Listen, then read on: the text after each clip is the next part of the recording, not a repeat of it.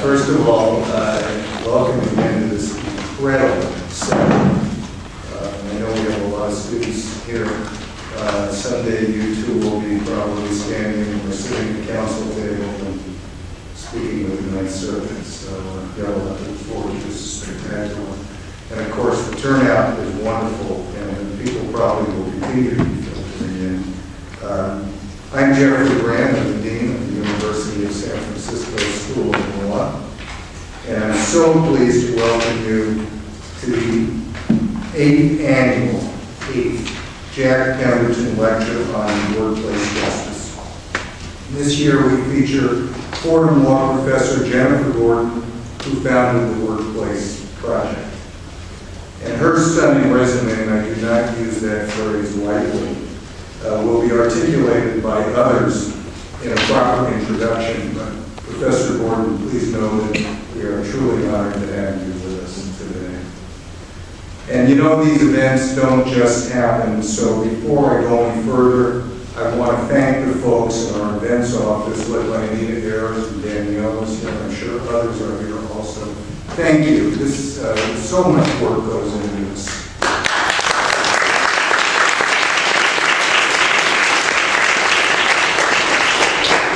And you know, there's someone who's not present tonight, but who pervades every inch of this courtroom, and for many, every pore of our bodies.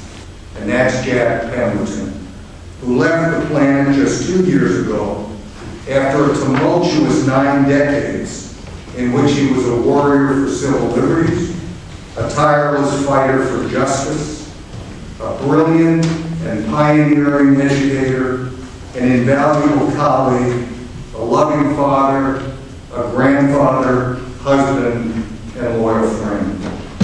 In his 90 years on the planet, spanning a period of American history that ricocheted from Jim Crow to Brown versus the Board of Education to the Civil Rights Acts, from the Palmer Raids to McCarthyism to the Patriot Act, from European and Pacific battlefields in 2 world wars to Hamlets in Vietnam, and from Woodrow Wilson to Barack Obama, Jack lit up lives and fought the good fight as he journeyed from the Harvard Law School to war-torn India and Egypt, to the ACLU, to Rochester, to the South, to Duke, to USF, to the EEOC, and ultimately to the Russian River. Along the way, he battled intolerance and discrimination, defended the Bill of Rights, litigated to ensure that the worth of a marriage was reflected in love, not in the color of one's skin, argued to preserve equality in the polling place, and tirelessly sought justice for workers.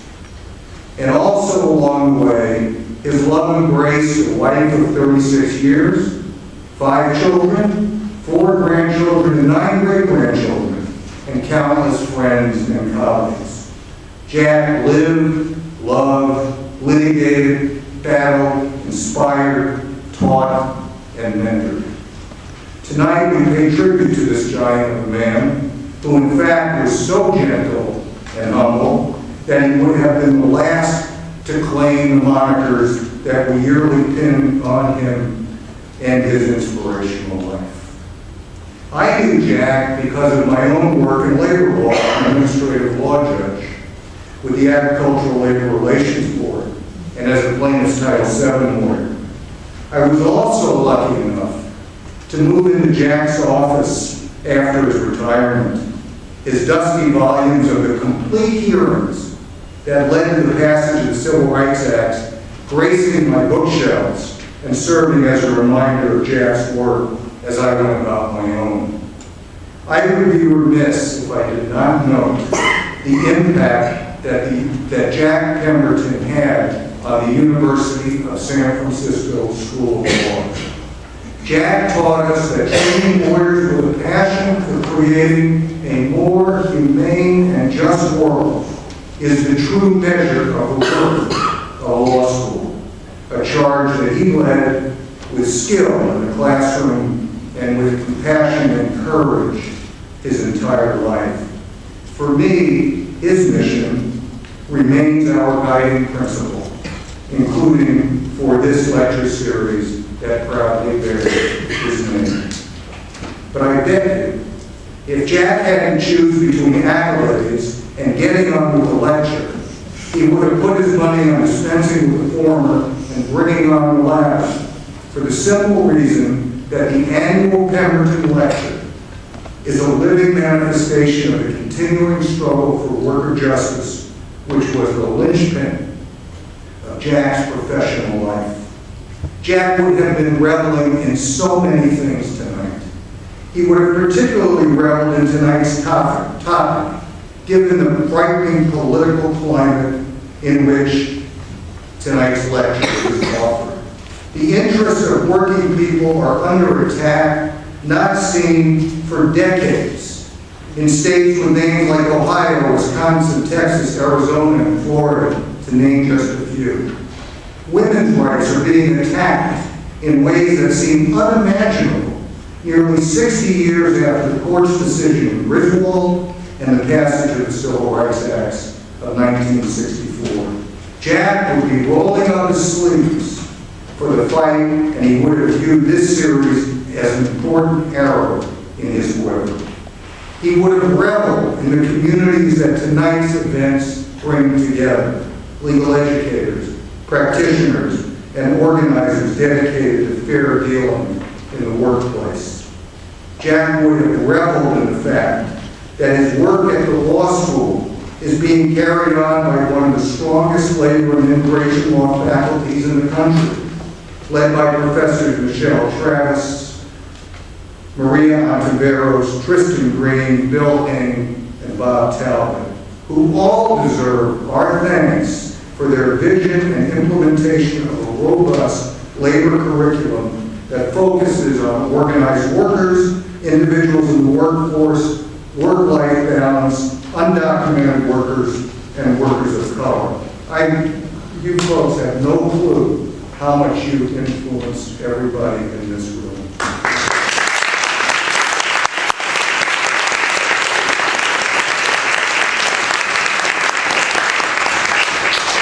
But you know, more than anything, Jack would have reveled in the fact that it is the law students who propel this annual event, who inspire our rich labor law curriculum, and who engage in workplace justice issues around the globe. Indeed, our International Human Rights Clinic students just returned from Geneva advocating for worker justice before the United Nations.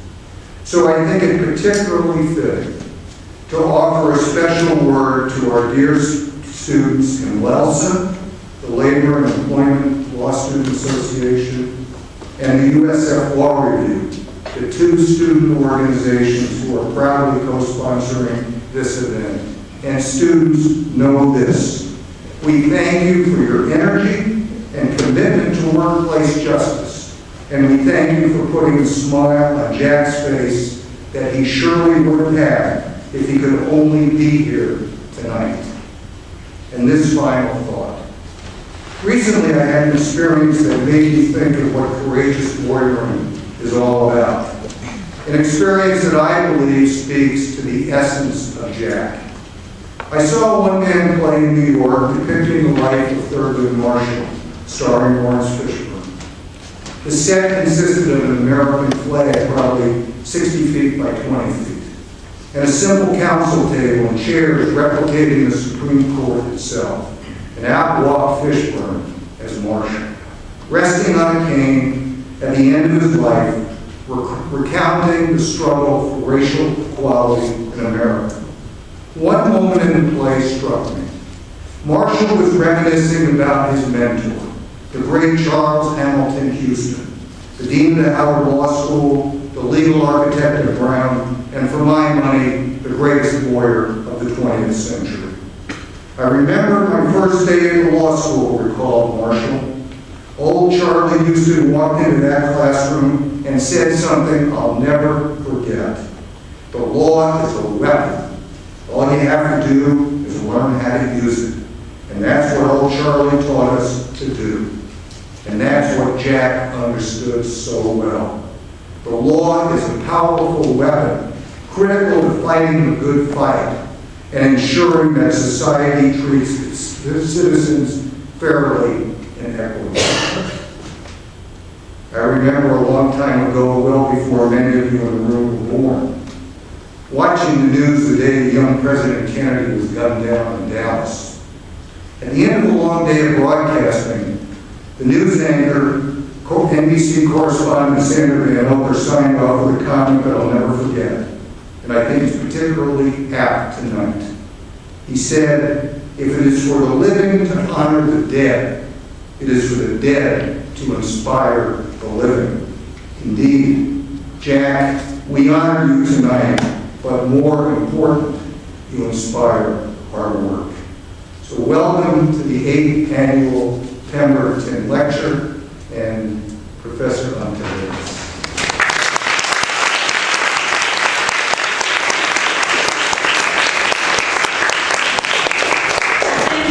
Being here. It gives me great pleasure to introduce tonight's speaker, Professor Jennifer Gordon. Jack Pemberton would have liked Jennifer Gordon, and I can say that with some confidence because I think they were both cut really from the very same cloth. Like Jack, Jennifer is a tireless advocate. She's willing to fight the good fight.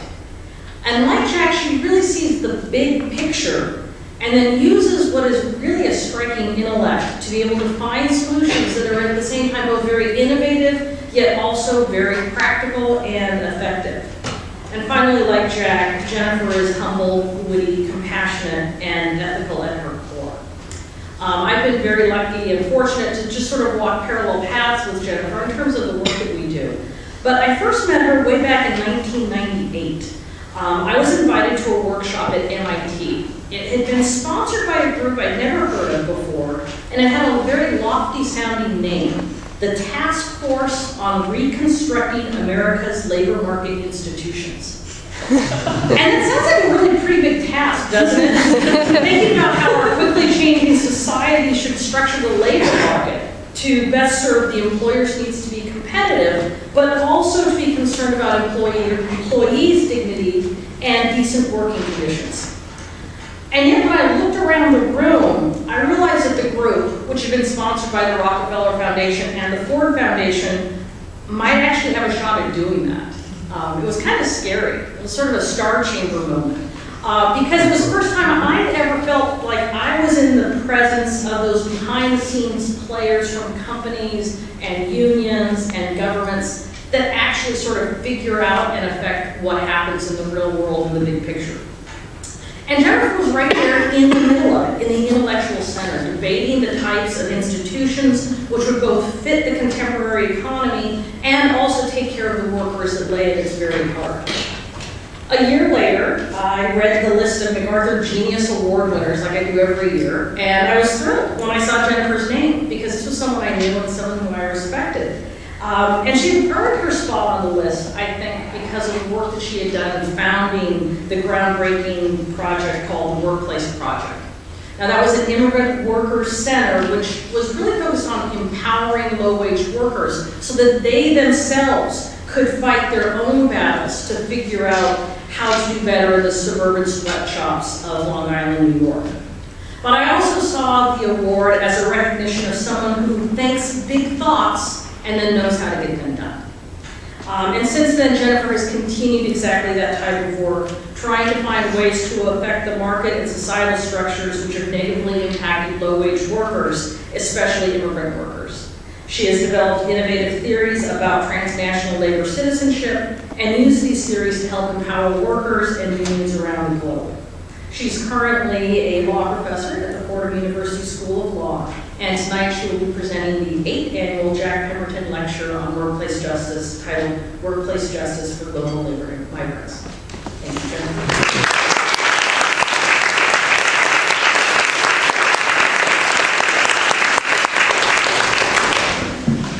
Okay, we're going to do a test. Can you hear me? Yes. Yeah. Okay, excellent. There's something about having a microphone that makes me think somebody else is talking, and then I want to stop and listen to them. and it's a hard dynamic to fight over the course of the talk. So thank you so much, Maria, for that beautiful introduction, and also to everybody at USF who invited me. It's such an honor to be here to give a lecture carrying on the legacy of Jack Pemberton, who was such an inspiration to so many of us. And thank all of you for coming to carry on that tradition. I want to begin tonight by talking about a new concept, or at least maybe it's new to me, so I think it's new, in the idea of human rights as labor rights. For a long time, people have talked about the intersection between human rights and labor rights, but most of that conversation is about the right to be free from something. You have a right to be, a human right to be free from discrimination, or you have a human right to be free from interference with your efforts to join a union. And what got my attention about this concept was that it was a right to something. And the concept I'm talking about is the idea of decent work. There's, maybe in the past 5 years or so, been new attention at the International Labor Organization and in the world of people who think of human rights and labor rights together to this idea of decent work. And what attracts me to that idea is that, as I said, it's not only about a freedom from interference with your basic rights. It's about freedom to live a dignified life. And it's embodied in the idea of fair pay. Decent work means workers have a right to fair pay. And traditionally, human rights discussions of labor rights have stayed away from those substantive rights, like a right to fair pay, and focused more on the still very important process rights, or rights to be free from things. And what I want to do today is stand back and look at the concept of decent work in relation to global labor migration.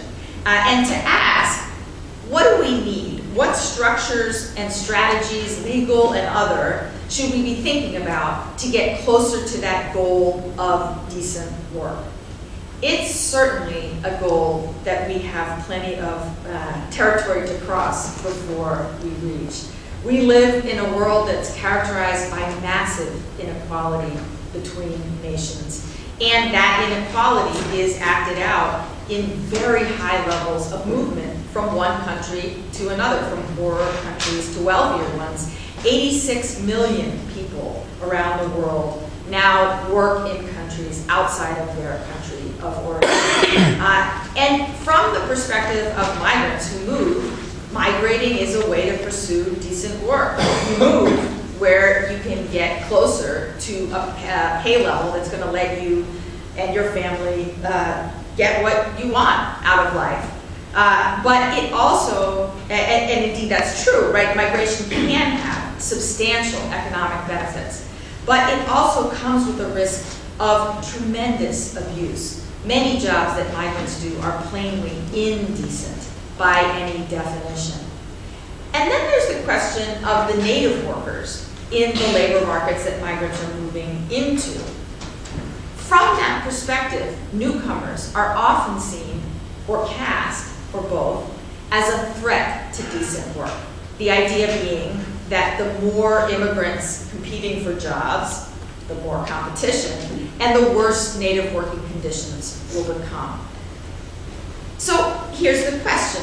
Is there any way to think about restructuring labor migration itself so it reinforces the right to decent work, both for migrants and for the native workers in the countries they go to? Something that's usually seen as a zero-sum game that one group can win at the other's loss, or the other wins and the first loses. Currently, in the United States, labor migration is structured in a way that does the opposite. It magnifies the exploitation of migrants, and it magnifies the danger and the damage to working conditions of workers who are in the same labor markets.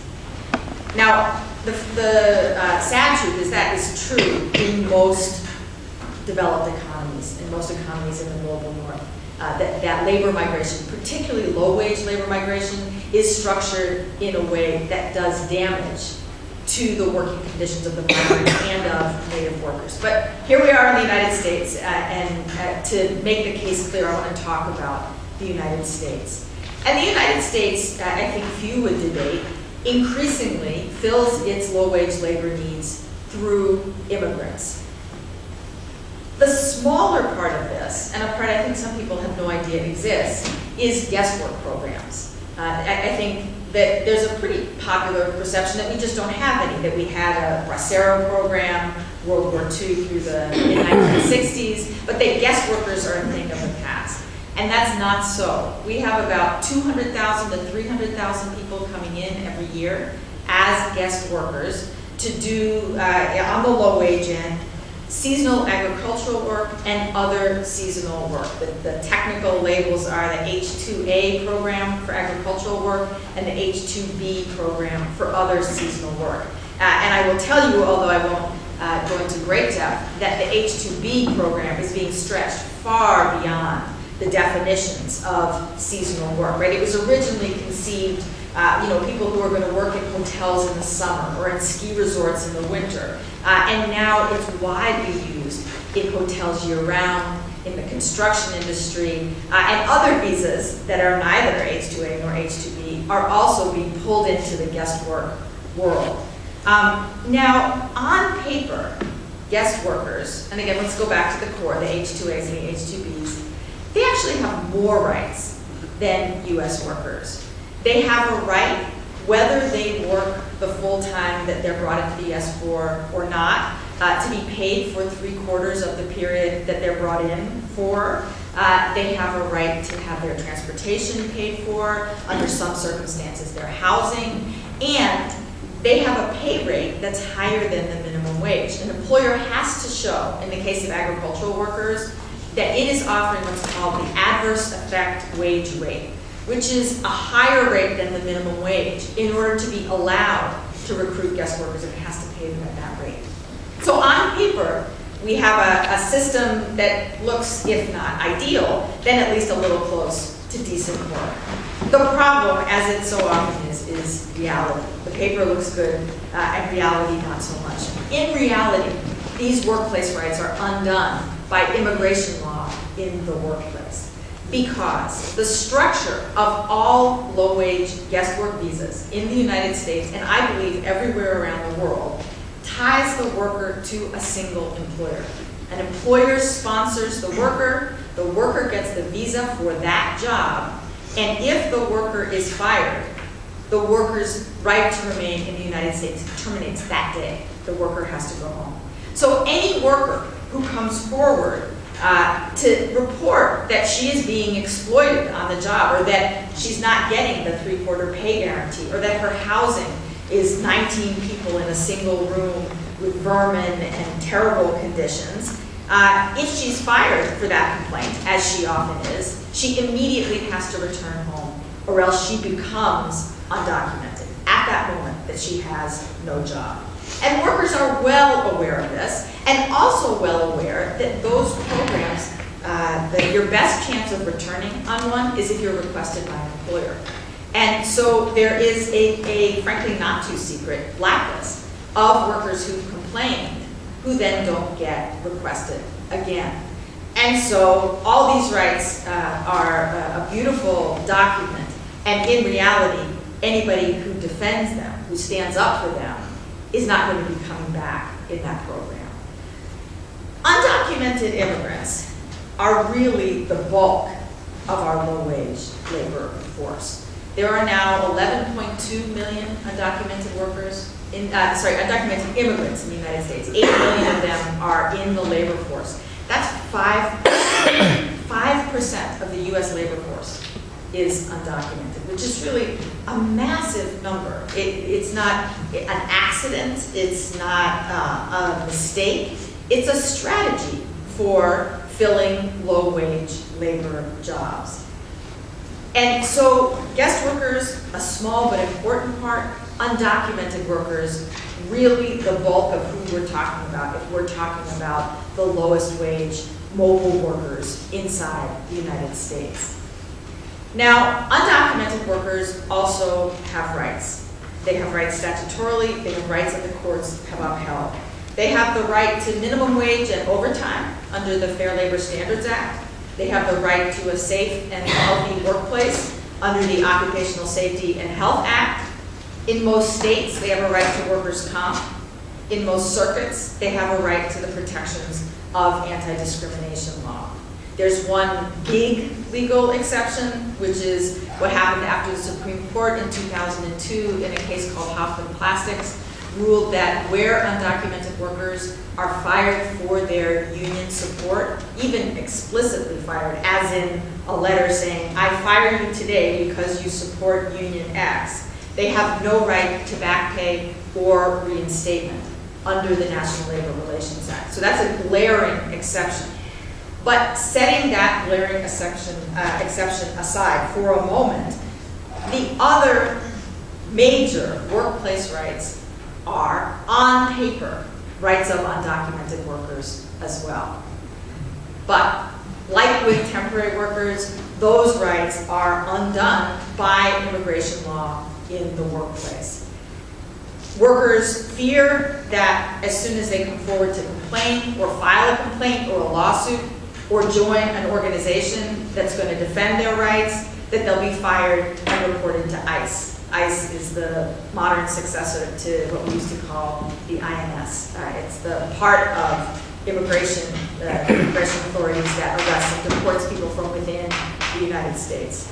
And that fear is intensified by a government policy particularly strong on raids during the Bush administration, and now particularly strong on what some of us call silent raids, which are administrative inspections of employee records.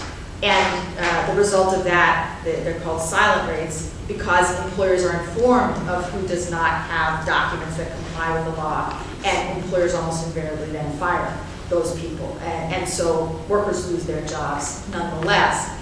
And so undocumented workers, likewise, face a huge hurdle to overcome if they're going to come forward and defend their rights. And all of this hurts not only the migrants, but also native workers. Because if they're in the same jobs, firms, industries, labor markets as other people who can't defend their rights, it undermines their ability to stand up for their rights, because the fundamental principle of workplace rights is everybody's in it together. Everybody stands together. And when your coworkers can't stand without knowing they will be made to fall, then it's not possible to have solidarity with half of the workplace, only half the workplace able to join in. So that's a pretty grim picture. But at the same time, over the past 20, 15, 10 years, something interesting has been going on despite the punitive legal regime. Undocumented and temporary workers have begun to organize successfully, often on a small scale, but also awakening large hopes. The undocumented, over the past 20 years, I would say, have been part of a number of successful campaigns. Maybe the iconic campaign is the Justice for Janitors campaign, the Service Employees International Union campaign that had such a big presence in California and continues in many ways to work here. But less well-known campaigns by other unions, really, there's an armful of them. The Laborers Union, working with undocumented asbestos workers. The Hotel Workers Union, on any number of campaigns. The United Food and Commercial Workers Union, I'm thinking at the moment of a campaign of theirs at the Smithfield Pork Processing Plant, which stands out in my mind because it brought together undocumented Latino immigrants with African American workers in the same plant. Unions have reawakened to the possibility, and in many cases just awakened for the first time, to the possibility of organizing undocumented immigrants as a realistic possibility, and as a realistic possibility in the face of the law.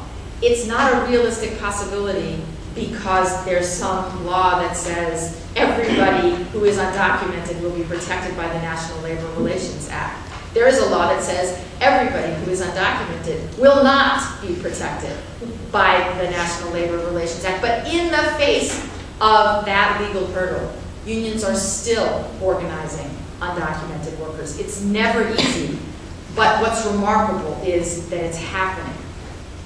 Also, in the past 20 years, we've seen the emergence of a whole new institution working with immigrant workers, and I refer to the idea of worker centers.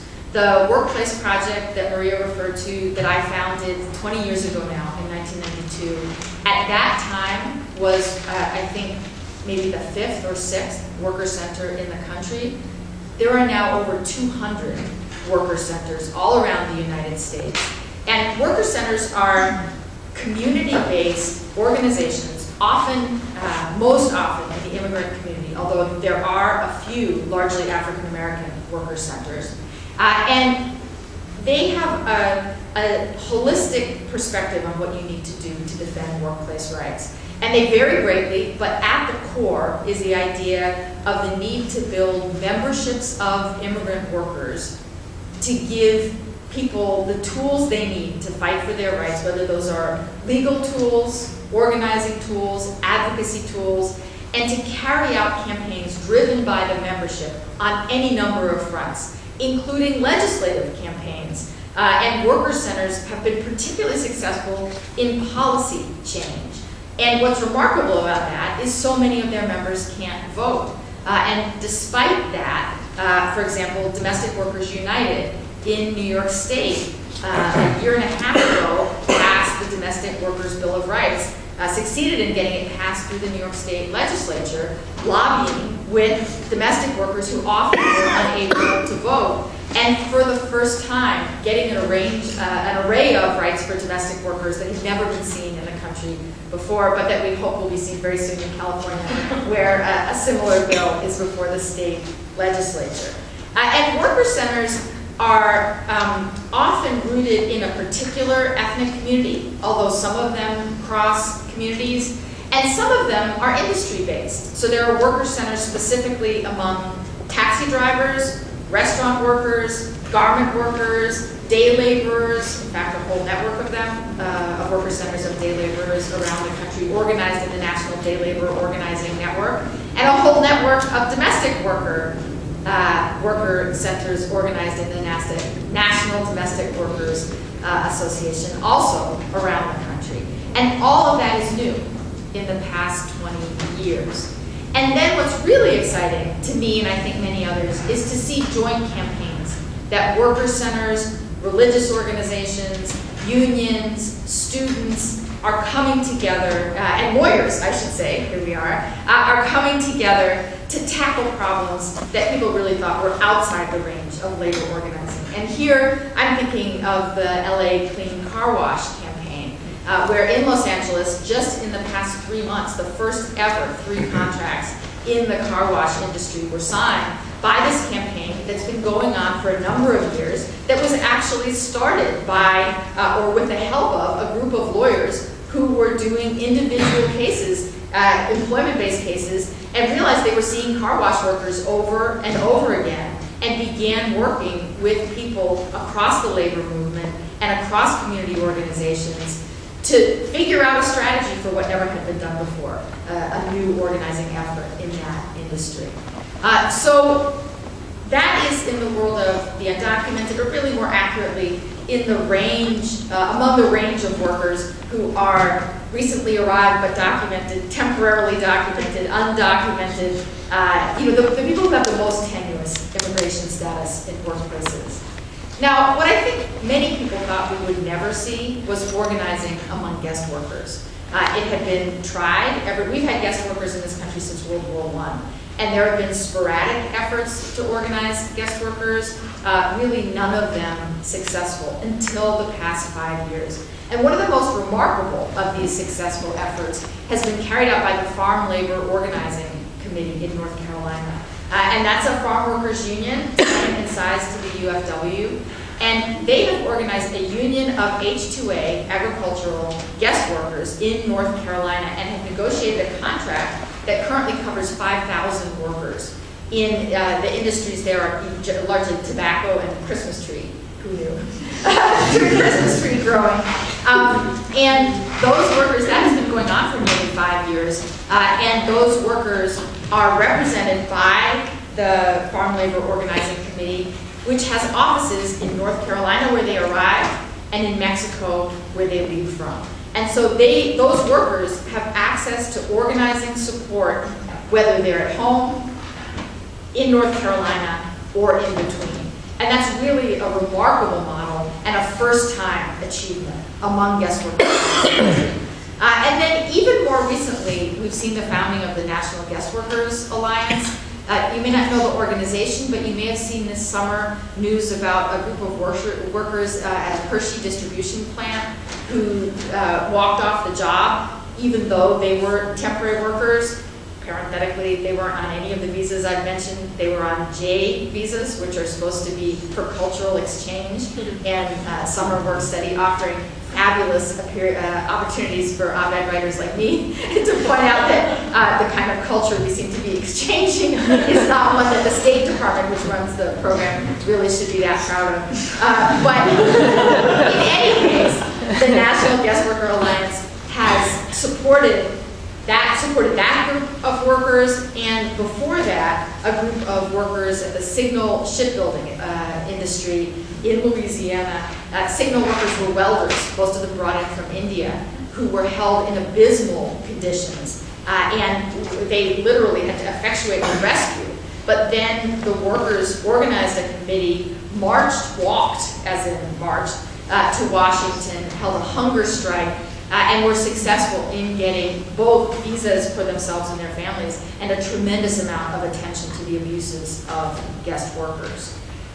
So that to me is pretty impressive given as I said, the grim world that I laid out when I started talking. And so it's worth asking, of course, how immigrant workers have been able to make demands for justice and for decent work despite all these laws arrayed against them. And here I don't have that much more to say than what I already said. Unions became interested in them. A new form of organizing, worker centers, emerged. And both of those institutions provided them with support. There have been collaborations between community organizations and labor organizations.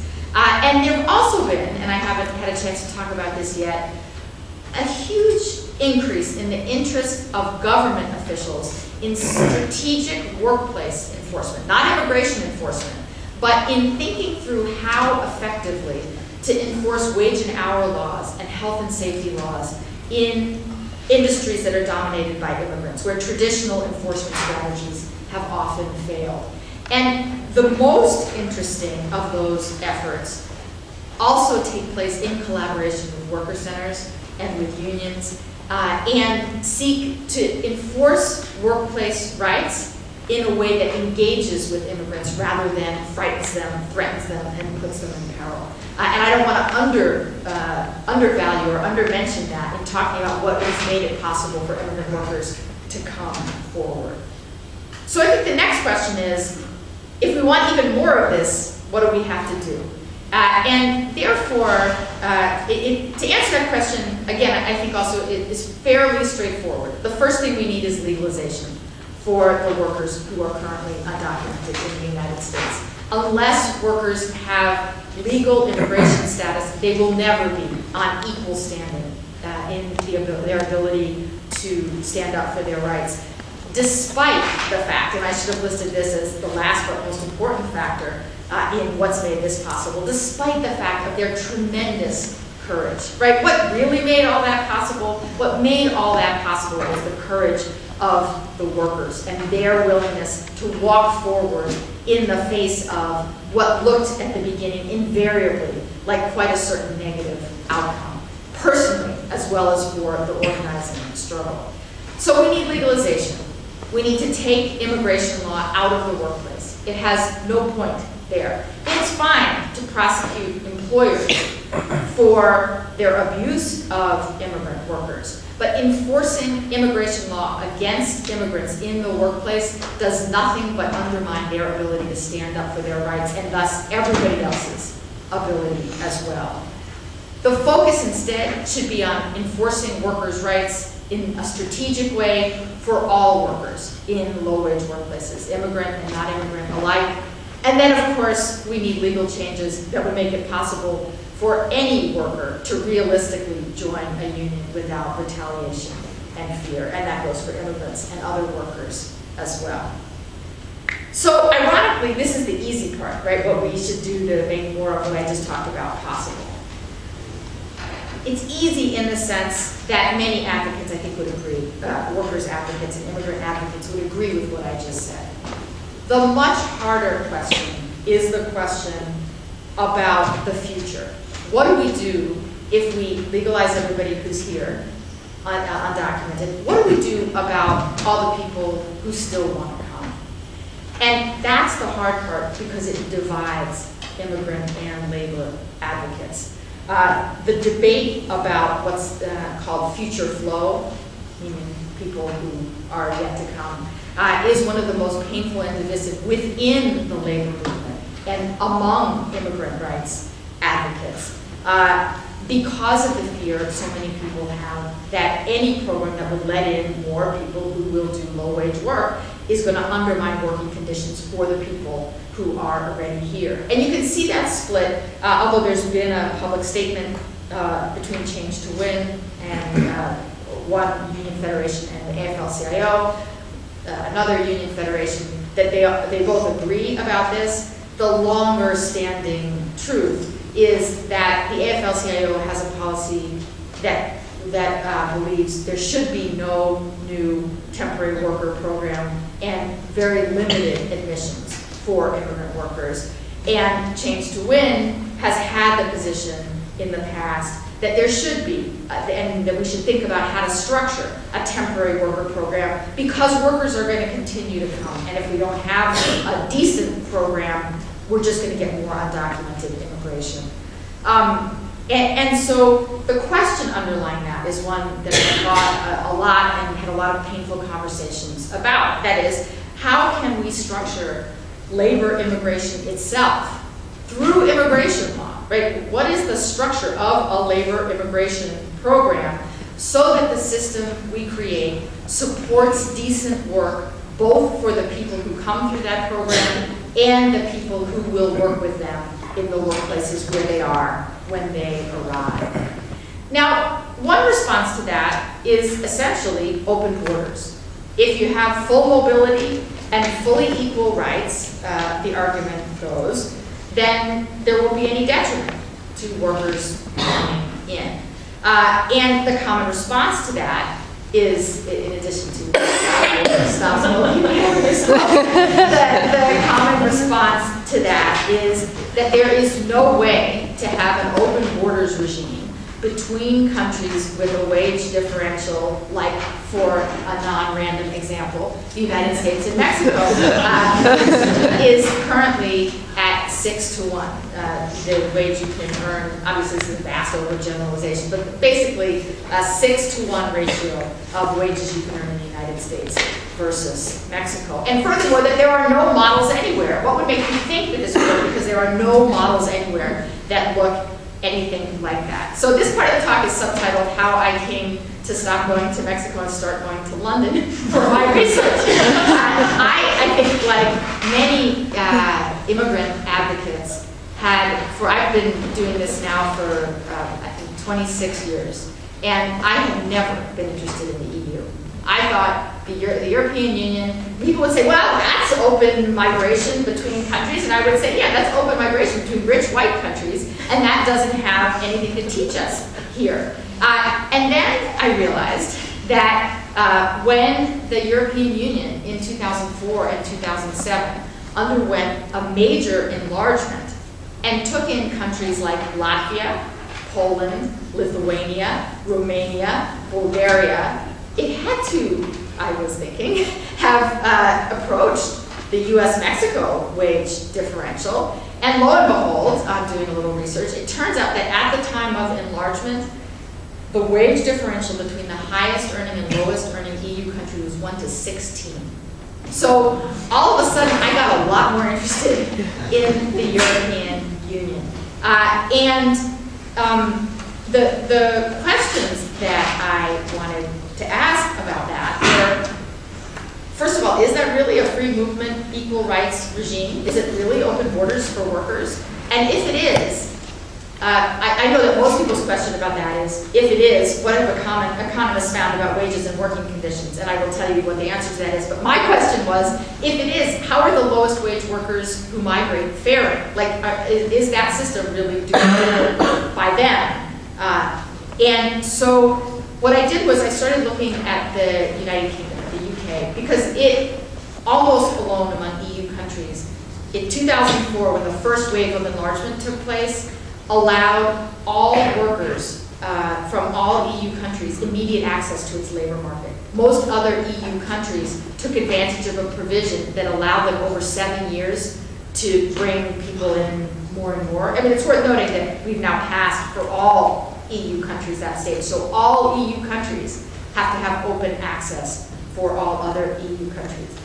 Is it really a full mobility, equal rights scheme? On paper, absolutely. And this means, I mean, it's hard, it has been hard for me to get my head around what this means. What this means is, if you live in any EU country, take Latvia, you can decide you want to go work in any other EU country, take Germany. Pick up, you don't need a visa, you don't need a passport, you don't need a permit, you don't need an employer sponsor. Pick up and go and start working.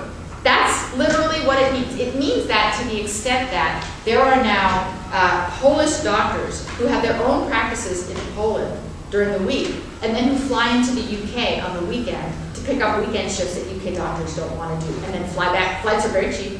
And they literally work in 2 countries, and they didn't have to ask anyone's permission to do that. So it is completely without, that's a little bit of an exaggeration just because there's some registration requirements, but also essentially completely without immigration control. So yes, a free movement regime. So what happened in the UK the day after they opened their borders to everybody from the 8 countries just brought into the European Union? There had been a prediction, which I and others suspect was kept low because of the political opposition, that there would be 17,000 people coming into the UK a year. In the first 5 years after enlargement, 1.5 million people came. So the idea that there was just going to be a tiny little flow, you know, a few people come in, go back, not at all. A lot of people came. It's also worth saying that both with the recession and just with the passage of time, those numbers have gone down considerably. Most of those people were coming temporarily and stayed temporarily, and there was a lot of pent-up demand, and it came out 1.5 million strong, and it slowed down a little, but the flows are still substantial. What's been interesting from the economist's perspective is all the economists who have looked at what the effect was on the labor market of the UK, of 1.5, it's not a big country, right? Of 1.5 million people in that labor market have found overall, and I emphasize overall, no negative impact on Native workers' wages and no negative impact on Native workers' employment possibilities, no increase in unemployment for Native workers. The reason I emphasize overall is because, like in the United States, where there are quite similar findings, very little negative impact in immigration, that's true when you look overall, but when you look in some specific places, there are concerns. And those places are, well, let me say, the one consensus among economists about this is that the people who are the worst hurt in terms of wages and job opportunities by immigration is the prior wave of immigrants. So recent immigrants take the hit from immigration. It's not a huge hit, but they take a hit, and everybody agrees that they take a hit. Where there's more debate, but still concern, is about workers who compete for jobs with immigrants, who tend to be workers without a high school diploma and who don't have high literacy levels and other skills that distinguish them from immigrants, so that they are competing directly for jobs. And of particular concern in this country, those numbers are particularly high in the African American community and among native-born Latino workers. So there's a question mark with a range of findings about whether immigration hits that segment of people particularly hard, and also about whether it's particularly negative, the impact where the workers are temporary workers or undocumented. back to the UK. So what I looked at was how migrant workers were doing in terms of workplace conditions and decent work. These intra-EU migrants who were EU citizens and could go anywhere within the EU and work wherever they wanted.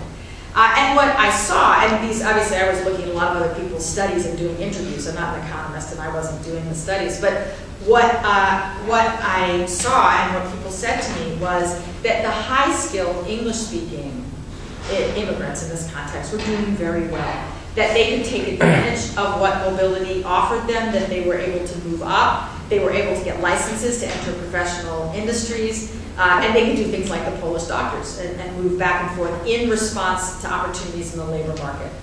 But those with fewer skills and less education were doing far less well. They were still doing better than the undocumented in the UK and then guest workers in the UK, but they were not doing nearly as well as native workers. And some of the reasons for that, I think, are just intuitive, right? If you don't speak the language, you don't know the law, you think of yourself as being in a place short term, then you have neither the tools nor perhaps the incentive to stand up and demand that your rights be respected.